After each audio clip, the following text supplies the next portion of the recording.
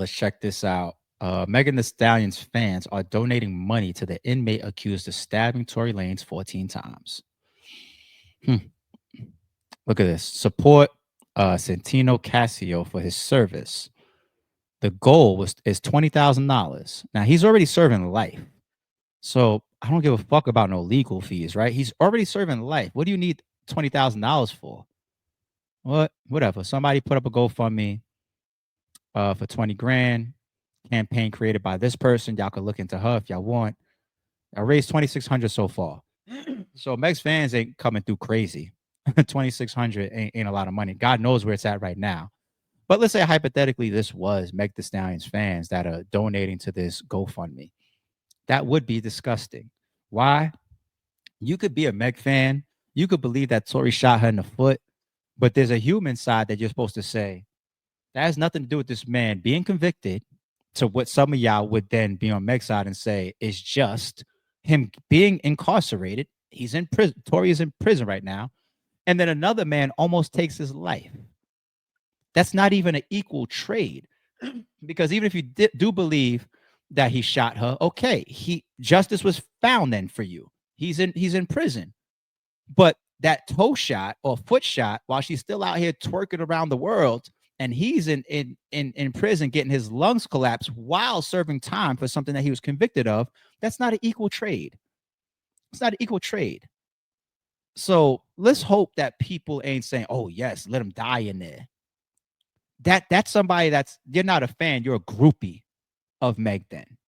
You're a groupie. You're the way that person lives, the way that their thought process is, that I don't see how people like that even become successful in the world. It's because the thought pattern alone just makes you a different type of person and character and thinker. Like, oh, I hate Tory Lanez because my favorite artist was shot in the foot and she said he did it, so I'm with her. Okay, fine. No problem. Guilty, he's found. Yes, Tory Lanez is in jail. That's it. Walk away. Go pop your bottle of champagne. You won. And then X amount of time later, you hear, oh, his lungs collapsed because he got stabbed in his chest, his back, and back of his head 14 times. He was almost killed. Yes. What? Stay over there. Different type of person. Support Santino Casio for his service. Santino Casio made a bold and courageous statement, one that echoed on behalf of the women everywhere. In a moment of righteous fury, he took action against Tory Lanez, a man convicted of Megan Thee Stallion and continuously glorified by the internet despite the trauma he caused. Santino now faces harsh punishment and legal consequences for what many believe was a symbolic act of justice inside the system. The act of justice was him getting found guilty, you fucking idiots. Who wrote this right here? Is this coming from the description on the GoFundMe? That's disgusting.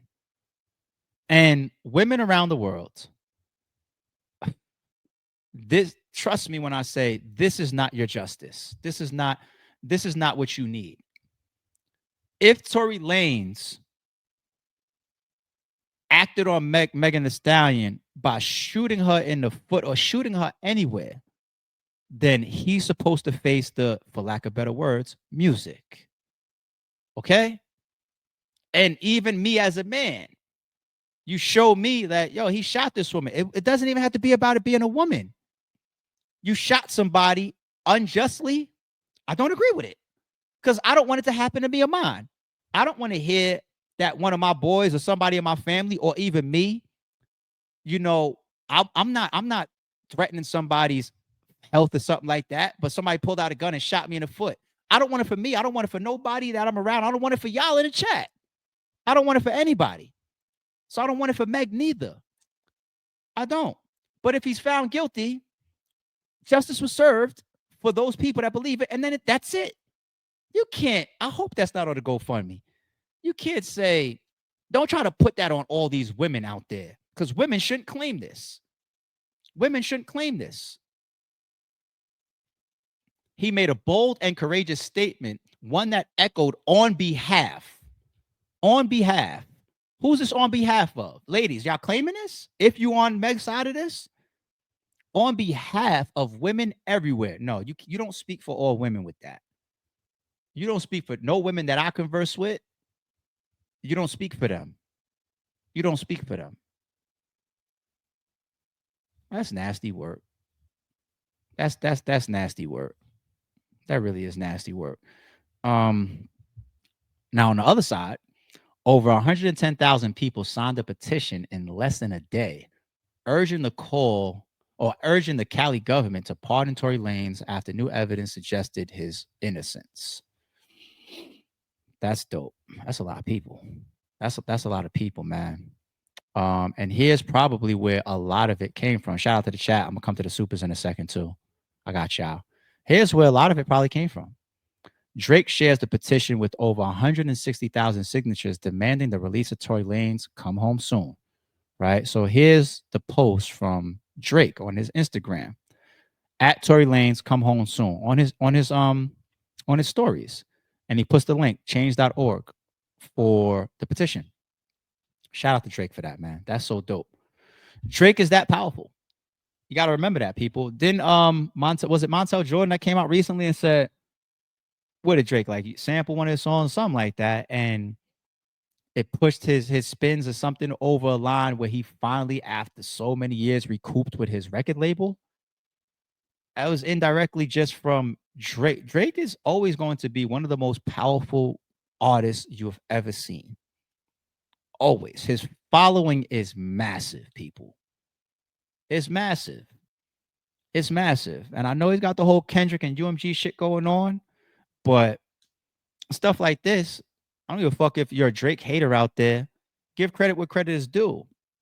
If he believes that Tory Lanez didn't do this, especially with that recent shit that just happened last week at the press conference coming out with new details, and he puts this up and gets all these signatures for Tory, whether he gets the pardon or not, that's dope.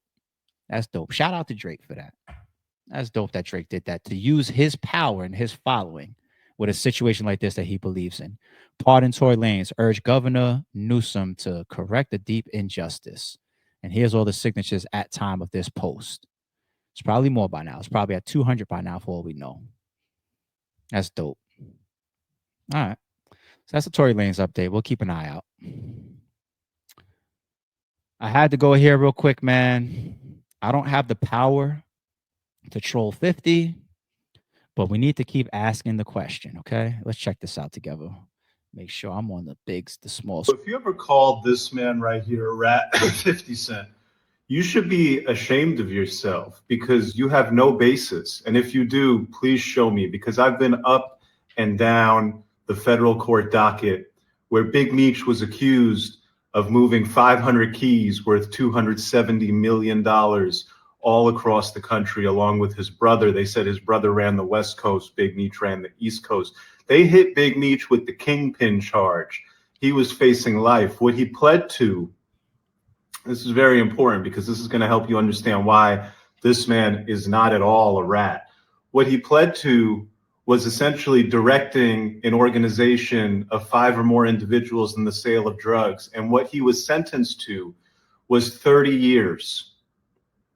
Now, what he served was very close to the 30. After he pled, he argued for years with multiple lawyers that he was told that he would only get 20 years and that his lawyers misadvised him and that they should undo the plea. That never worked. Eventually, when he was released after serving a little more than 20 years. Now, why did he serve 20 years on a 30-year bid? Well, because of 2 criminal justice reform laws passed by our government. First, under the first law, where they reduced the sentences for federal offenders, the lawyers for Meech were able to argue that under the new law, his 30 would have been 27. Then there was another First Step Act passed by, I think that was under the Trump presidency. And when they passed that law and they revised the federal sentencing guidelines, Meech's lawyers went back and they were able to argue that the 27 under the new law was actually 24. He started serving his time in 2005. He got out just recently after serving a little bit more than 20 years. With good time credit, it makes perfect sense that you would serve a little more than 20 years on a 24-year sentence.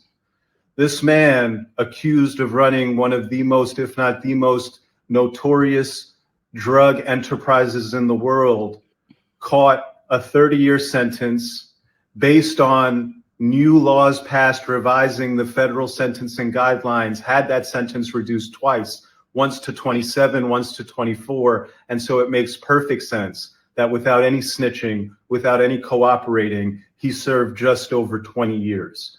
Anybody calling him a rat should be sued for defamation. Anybody questioning the integrity of his plea and the time that he served is way, way off base. And they just are completely making it up for clicks. If you ever called this man right here. Wow. Wow. Real quick, let me just spin the block real quick. Shout out to the chat. He's arrested for killing a 14-year-old girl. I believe it was 13, even worse. Right? I mean, a child is a child, a person is a person. But I remember it being 13, right? Either way, who he had a relationship with. That's another thing. Yeah. Oh yeah, this echoed for all women. The fact that he stabbed Tory Lanez in jail. Yeah, you're right, chat.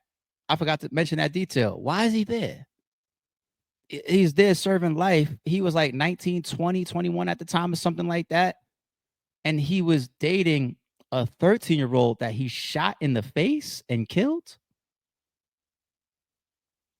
That's for the women around the world too, huh? Fucking clowns, B. Fucking clowns. You know what? Let me come back to this. Yeah, we might as well just, I'll double back and just close this out with Tory, and then we'll go to this 50 shit. We out of order for a second, but it's all good. Shout out to KX. Why not? One of our members says, ARP, when you see stories like this, do you think the world is different, or we just are getting a bigger picture of how crazy it really is? So if I had to choose between what you mentioned there, it's the latter, right? What's giving us a bigger picture of how crazy the world really is? The internet. The internet and social media.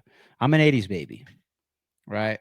And I did see a lot before there was pagers, before there was beepers, before there was cell phones, before there was America Online, CompuServe, before there was dial-up internet, before we all started figuring out what an email address is. I'm coming through all of this. You know what I'm saying? Before the internet boom, before cell phones gave us free minutes and unlimited text messages. Before all of this technology changed and upped how much we can converse, communicate with each other, show each other. And then you got social media. Social media is one of the biggest things in humanity, in human history. Social media. It's one of the biggest things in human hit, not just our age, not just our era, not just the internet era, human history. Social media. If I scroll my phone right now for 5 seconds, I could see a million things I've never heard about or seen before. Some of us grew up in an era where if you weren't there and you didn't see it, you just didn't have access to it because there's no internet. You can pick up a literal physical copy of the newspaper and maybe read about something, maybe catch a news channel, but right here, boom, boom, boom, and see a million fucking things. And now we get more understanding of how ridiculous some things and certain people are. I never in my face watch somebody jump off of a bridge willingly, but I can go search it right now and see 50 instances of it. So the internet can show me how crazy some people are.